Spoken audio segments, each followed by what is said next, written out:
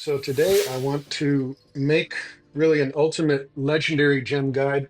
Now, I'm not going to discuss and review every gem. It's not going to be a tier list. It's going to be about a general strategy that I would recommend utilizing all of the latest gem features. So first, I want to talk about these features in question. So if I go to the any apprentice jeweler, such as the one in West March, Serral, um, you see you have different options, including gem power transfer, and that's a major one. Um, they're they've had the ability to make five-star gems dormant for a while, which is a pretty nice change and very nice change. And then they recently extended that to two-star and one-star gems. So any gem with any gem power, so any rank two or higher gem, you can now make the gem dormant by extracting the gem power from it. And I have one thing I've done is followed Oroth's advice to actually make every single one-star gem, take it to rank 10 and make it dormant, which allows for great versatility because you have, what is it, almost 200 gem power um, that it costs to that you can extract from a rank 10 one-star gem, but it only requires each one-star gem only requires six copies in order to get it to rank 10. So it's a lot cheaper than two stars or five stars to rank up. So yeah, this allows for super versatility. And Orath also recommends ranking up, every two-star gem as high as you can, and also, keeping the ones you're not using dormant at any given time. And also have by now quite a selection of five-star gems as well. That most of them are dormant at any given time, and so I cycle between all classes. So whenever I switch to a new class, one of the first things I do, uh, you know, in terms of updating my builds and everything, I think to myself, okay, what kind of builds do I want to play this time? And then what gems would be optimal to use for those builds? And I don't go quite as crazy as Orath. I tend to have one set of gems for PvE and one set of gems for PvP for my current class. So here I am actually running Indez's latest Spar test build as of recording this, and it's a great build. And these are the gems that I've chosen for it. So there are some gems that are core. So, for example, among five stars, Blood-Soaked Jade and Roiling Consequence are the two most universally great five-star gems, in my opinion. And even if you're a free to play player, regardless of your spending level, I would, if you're free to play, I would actually start with just one or two five-star gems and the rest one and two star. And yeah, Blood-Soaked Jade would be the first five-star I'd get, and then Roiling Consequence would be the second. And you can use these for any build on any class. Now, if you're more of a mid spender like me, you can maybe add another five-star gem, and I've chosen Bottled Hope as my third kind of build, gem that I use for all of my builds. And um, at this point, running around 4K resonance, I've chosen to go with a fourth five-star gem, and that one really I switch out depending on the build. So I am using for barbarian PvP. I'm using Spiteful Blood, and you notice that the main benefit of this actually is specific to PvP. It says that primary attacks. It makes you invulnerable to primary attacks from other players. So. the main benefit of this actually is totally useless in PvE. So it's in general a very weak gem for PvE, even as a defensive gem. And so I don't want to use this for PvE. So I switched this out, and uh, for Barbarian, I'm currently switching it out for Void Spark.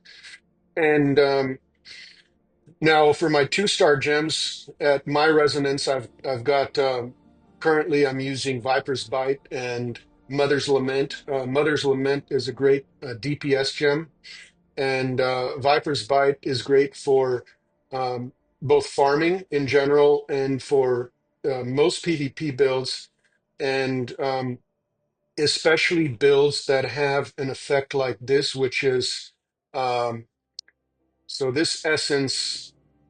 See what this does. Demoralize now detonates the wounds of nearby enemies, immediately resolving any continual damage effects. And there are few other classes that have similar abilities. The really strong ones are Necromancer and Crusader. And then Tempest also has an essence like this. So, yeah, damage over time gems like Viper's Bite are particularly strong for those kinds of builds, but less strong for single target DPS. If you want to go for max DPS on a single target like raids, but that distinction is a little beyond what I am honing and optimizing for at the moment.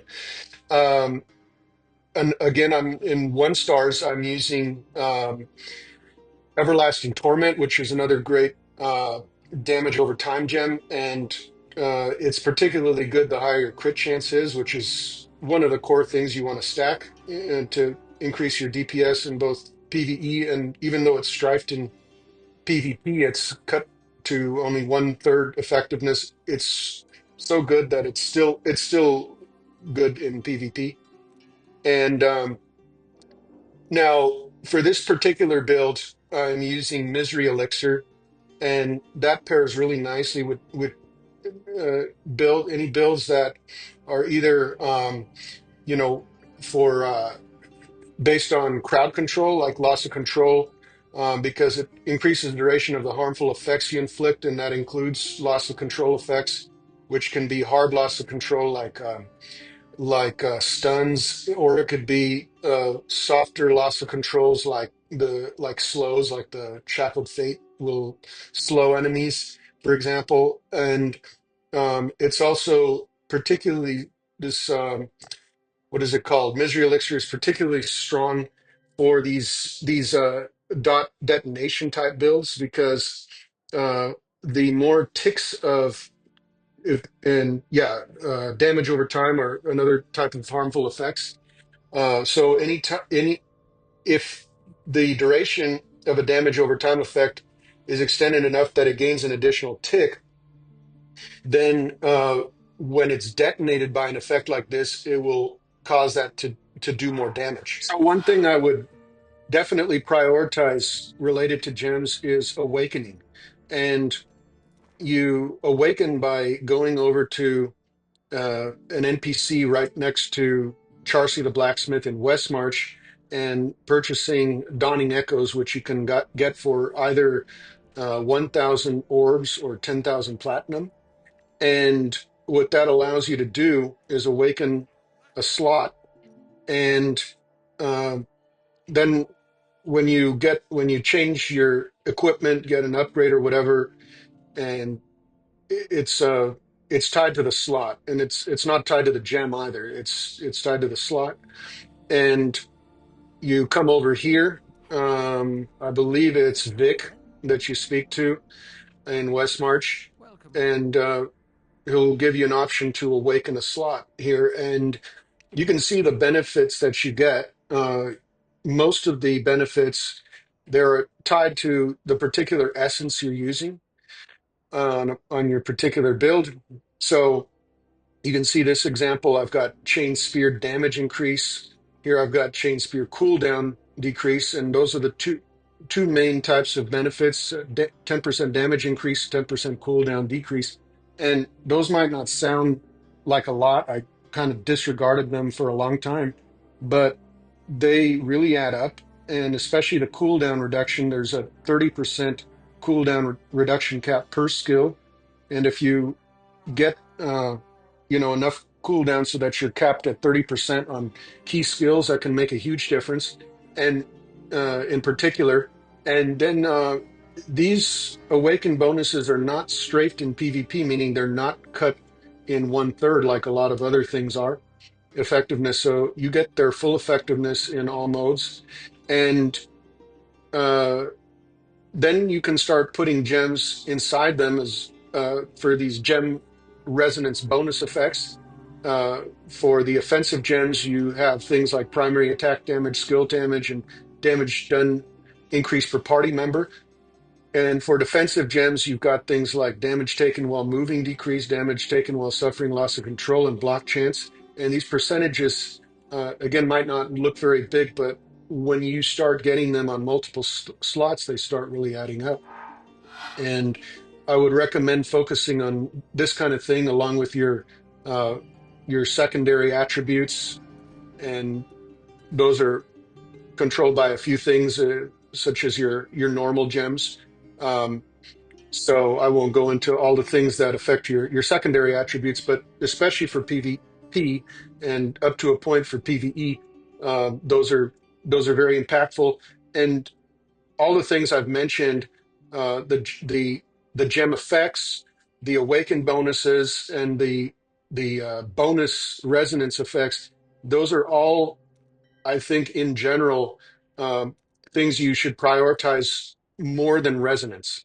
And um, for a few reasons. One is, you know, the the more resonance you have in general, the higher resonance opponents you'll typically be matchmaked with in general, at least until legend rank in battleground and tower wars, and as well in vault.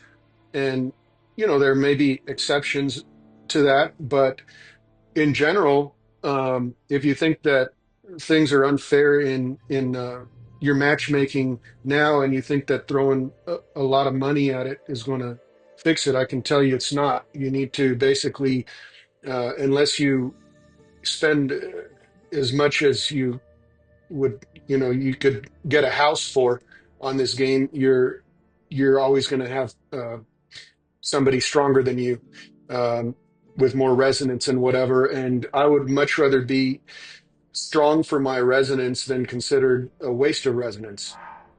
Okay, so you see all of the gems I've socketed uh, into my main gems to gain those effects. And so now let me get into one of the major recent changes, a huge game breaker, which is that now if you go and look at one of these, you can see that it says provides this one, for example, 340 gem power while socketed in primary gem, 340, 340, 65. It depends on the rank and quality of the gem. And so this gem power, you can use it a few different ways. If you've never utilized this new feature yet, what the first thing you want to go to an apprentice jeweler and go to gem power transfer and actually extract all the gem power from all your 5-star gems. And so here in this case, I can only extract 663 gem power, but I was initially able to extract a lot more. And it'll give you a ton of gem power back that you can then use for other things, such as leveling up, uh, ranking up gems to socket into them. And then that gem power is then used to activate the actual gem. Um, so another thing that you can use that gem power for is to do partial upgrades. If I on 5-star gems, if I choose to upgrade this, for example, you see that now it says this upgrade provides 60 gem power from resonance gems with a total of 1,726 available. So I no longer have to go here and choose gem power or gems to destroy from my inventory. All I need is a copy of the main gem. Okay, so huge game changer there. And of course, if you don't have any five-star gems yet, ranked 4 or higher, which is what you need to start taking advantage of this. Um, well, I can tell you, Indez is a free-to-play player. He's already got a one rank 4 5-star gem is Roiling Consequence, and he's got a rank 3 Blood-Soaked Jade. So it's going to take longer if you're free to play, but it's still doable if you play the game actively and efficiently for a long enough period of time. You can get to the point where you can start taking advantage of these features, no matter if you're free to play. Okay, Nothing else I can help you with? so now let me show you something that I'm going to now switch loadouts here. So I'm going to go from my PvP build to a PvE build. This one, my PvE builds that I'm currently using, by the way, are based on uh, Crane's builds from his Firestorm video, and I'll link that in the description along with Indez's. I'm just using different sets for them, but yeah, good builds. I just prefer different sets. So let me change to this farming one, and yeah, I've checked here, save legendary essence and gems without items. I've checked all of these boxes. I find those to be the most convenient, and um, save current primary equipment, reforge loadouts. So that only really applies if you use reforge loadouts. That's beyond the scope of this video, but yeah. So what I've got here, you can see that my void spark. It used to remove the gem, any dormant gems, but now it keeps the main gems at least socketed in, but dormant if they are dormant, right? So um, now I need to reawaken these gems, and the way to do that is go to again an apprentice jeweler gem power transfer, and first thing I'm going to do is transfer to my berserker's eye, and I'm going to use Respite Stone because that was one of the resonance gems for my Misery Elixir, which I'm not using in this build. And Berserker's Eye is a great gem for PvE, but not so much for PvP because it gives you a huge damage increase and increases your critical hit chance. And but it increases the damage you take. So in PvP, I believe that the bonus damage and critical hit chance is cut in a third, but not the increase to damage so that you take. Correct me if I'm wrong on that, but I believe it's maybe not a worthwhile trade-off for PvP, arguably. So now I'm going to, but it's an excellent gem for PvE. So let me go and transfer to the resonant gems for that gem. So let me transfer here, and I'm going to transfer from the Misery Elixir that I'm not using in this build. And then I'm going to awaken the other gem here, transfer from the other gem resonance gem for Misery Elixir. And unfortunately, as of recording this Anything else I video, can help you with? the those gems, those resonance gems are unsocketed. I hear there's a patch coming out which will have some armory quality of life improvements, and I hope, kind of crossing my fingers, that maybe it'll include something like this. So now if I go to this, you see that there is room for another gem, the Abiding Curse, but my highest rank Abiding Curse is currently dormant. So I want to show you something else here. When I go to Gem Power Transfer, this is one thing that I haven't seen any other YouTuber mention. So if you've used this feature, well, first check your 5-star gems, and they should all say either they should say power infusion on the left and power transfer on the right. But if I check them all and get to the spiteful blood, you see that instead of saying power transfer on the right, it says power extraction on the right. Now, why is that? Let me extract the power from it. And you see it's giving me a strange amount of gem power here, 268.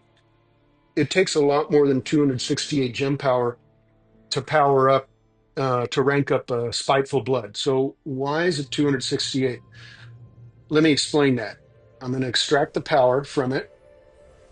And yeah, you should check this on the 5-star gems that you've used this feature with.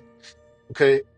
So I'll explain that this way. If I go to uh, directly infuse here the void spark, you see that it requires 424 gem power, additional gem power at the moment. And basically, what I had in my spiteful blood did not allow me, the gems I had in it as resonance gems did not allow me to fully power up the spiteful blood just with those gems in it. I had to then infuse 268 remaining gem power. So that's why the spiteful blood had that power in it and locked away. And you know, you might have power locked away if you've been using this feature and not even know it. So check that.